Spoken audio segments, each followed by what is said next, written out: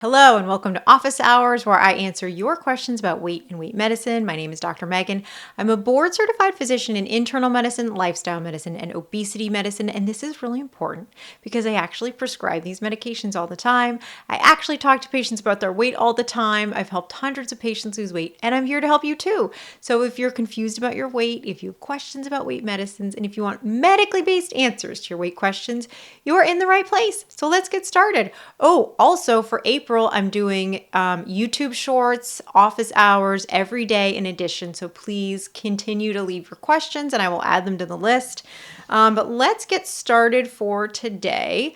Okay, so this question is, first question, do you ever just prescribe injectable leptin? That is a great question. So leptin is a very important hormone in how the fatty tissue communicates with the brain. And for some people, for some genetic issues with fatty tissue and fat storage, there is an issue either with the leptin itself, with the leptin receptor. Somewhere along the leptin pathway is being disrupted. And in very, very rare cases, people can be prescribed a leptin analog or kind of a synthetic leptin, but it's extremely rare. There are some very, very serious side effects that happen with it. And so it's a very controlled prescription. And so it's not as widely available at all in the same way that the GLP-1 medications are. So I do not prescribe this. And really I would have them see an endocrinologist if I really felt like this was an issue that needed to be solved in that way. So injectable leptin, not something that's really commercially available for most people, but that is a great question. Okay, next question. My husband is a super responder, staying low dose and losing weight. I'm on the highest 15 milligrams and I've been the same weight since early January, 5'4" and 170. So my BMI is 29.2 and I want to get to 27. Any suggestions? So for people in this category, like they're almost to where they want to be, but they're not quite there yet.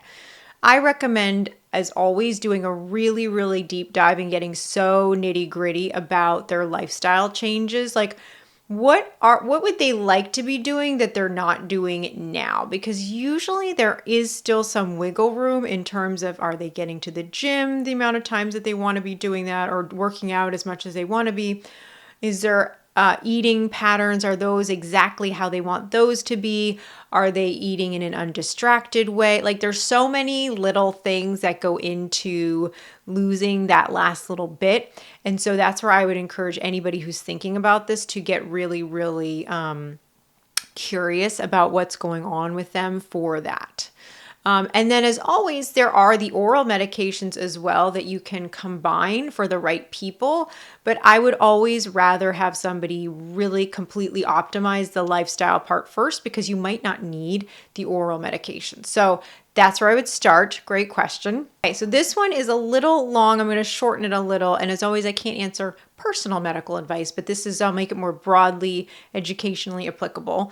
Okay, so they titrated up to 0.5 on Wegovy, slowly titrating up, only lost 2 pounds and actually gained a pound 1 week. I have, however, lost 2.5 inches in my waist.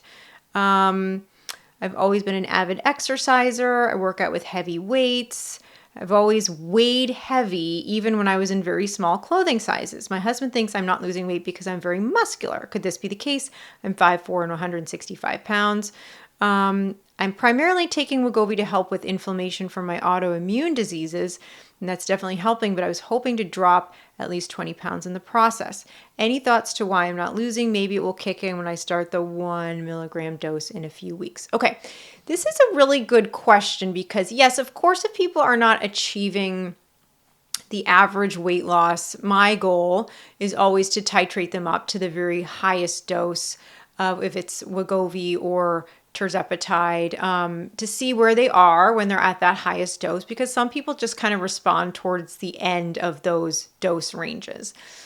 But I will say there's also something to be said for your natural body composition. And that's why I don't feel like the scale is always, it's never the be all and end all. And it's good to know yourself. So there are just some people who are more kind of like, their body composition is just more dense. Like they just have more muscle. There's just more tissue packed into their body. So they could wear maybe the exact same size as somebody who weighed 20 pounds less. It's just the way that the proportion of muscle that they have in their body is just more. And so this is where I always think that getting a DEXA scan is a great opportunity too, because it really does tell you a lot more about what your body composition is. And it also gives you other targets to think about. So for people who do fall into this more muscular category, I don't think the scale is always so helpful. I do think, waist size is helpful, clothing size is really helpful. And then if you do a DEXA, you get other things to look at too, like your body fat percentage, your lean muscle mass percentage. So if I have a patient who I feel and they feel like they just are more muscularly dense, that is always a really good other way to measure their progress and look at other targets. So if I had a patient like that, I would definitely